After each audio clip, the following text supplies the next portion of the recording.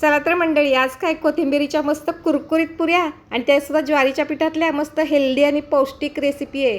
आता मिक्सरच्या भांड्यामध्ये धने, जिरे, ओवा, मिरची, लसूण घेऊन जाडसर बारीक करायचं आहे. पाणी न घालता बारीक करायचं आहे. नंतर मग एका बाउलमध्ये ज्वारीचं पीठ, गव्हाचं पीठ, बेसनचं पीठ घ्यायचं आहे.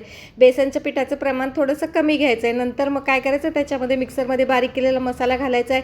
हळद, तीळ, मिरची पावडर, मीठ आणि कोथिंबीर घालायचे. भरपूर कोथिंबीर घालायचे आणि नंतर सगळं छान असं मिक्स करून नंतर त्याच्यात कडकडीत तेलाचं मोहन घालायचं आहे आणि पाणी थोडंसं घालून नंतर मग पीठ छान असं भिजवून घ्यायचं आहे.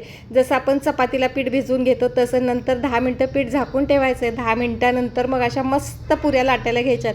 पोळपाटावर थोडंसं पीठ घालायचं आहे आणि नंतर अशी छान पोळी लाटून घ्यायची आहे. जास्त जाड नाही, जास्त पातळ नाही, अशी पोळी लाटायची आणि छान अशा गोल गोल बारीक पुऱ्या पाडून घ्यायच्यात. पुऱ्यानंतर मग एका प्लेटमध्ये काढून घ्यायच्या आहेत. नंतर मग कढईमध्ये तेल गरम करायला ठेवायचं आहे. तेल चांगलं गरम झालं की पुऱ्या त्याच्यात टाकायच्यात आणि मस्त अशा कुरकुरीत फ्राय करून घ्यायच्यात. हे पहा किती मस्त दिसत आहेत ना. जेवढ्या दिसायला छान तेवढ्याच चवीला एक नंबर. काय आवडल्या ना? मस्त आहे ना रेसिपी.